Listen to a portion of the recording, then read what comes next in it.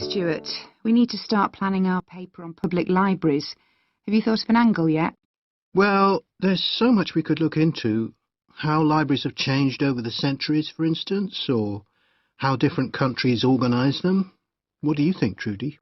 Maybe we should concentrate on this country and try and relate the changes in libraries to external developments, like the fact that far more people can read than a century ago, and that the local population may speak lots of different languages. We could include something about changes in the source of funding, too. Yes, but remember we're only supposed to write a short paper, so it's probably best if we don't go into funding in any detail. Right. Well, shall we just brainstorm a few ideas to get started? OK. We obviously need to look at the impact of new technology, particularly the internet. Now that lots of books have been digitalised, people can access them from their own computers at home. And if everyone did that, libraries would be obsolete. Yes. But the digitalised books that are available online for free are mostly out of copyright, aren't they? And copyright in this country lasts for 70 years after the author dies. So you won't find the latest bestseller or up-to-date information. That's an important point. Anyway, I find it hard to concentrate when I'm reading a long text on a screen. I'd much rather read a physical book. And it takes longer to read on a screen. Oh, I prefer it. I suppose it's just a personal preference. I expect the libraries will go on evolving in the next few years. Some have already become centres where community activities take place, like local clubs meeting there. I think that'll become even more common. I'd like to think so. And that they'll still be serving their traditional function, but I'm not so sure. There are financial implications after all. What I'm afraid will happen is that books and magazines will all disappear and there'll just be rows and rows of computers. They won't look anything like the libraries we're used to. Well, we'll see.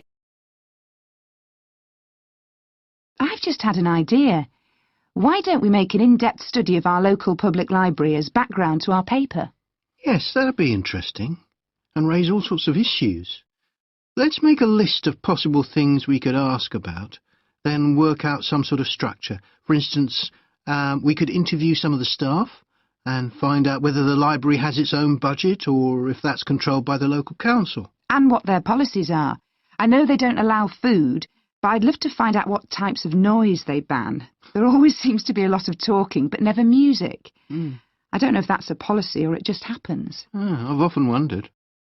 Then there are things like how the library is affected by employment laws. I suppose there are rules about working hours, facilities for staff and so on. Right. Then there are other issues relating to the design of the building and how customers use it. Like, what measures does the library take to ensure their safety? They'd need floor coverings that aren't slippery, and emergency exits, for instance. Oh, and another thing, there's the question of the kind of insurance the library needs to have, in case anyone gets injured. Yes, that's something else to find out. You know something I've often wondered? What's that?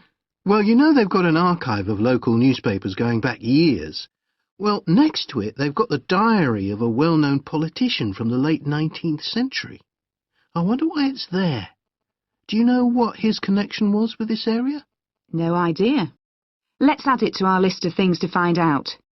Oh, I've just thought, you know, people might ask in the library about local organisations, like sports clubs. Well, I wonder if they keep a database, or whether they just look online. Right. I quite fancy finding out what the differences are between a library that's open to the public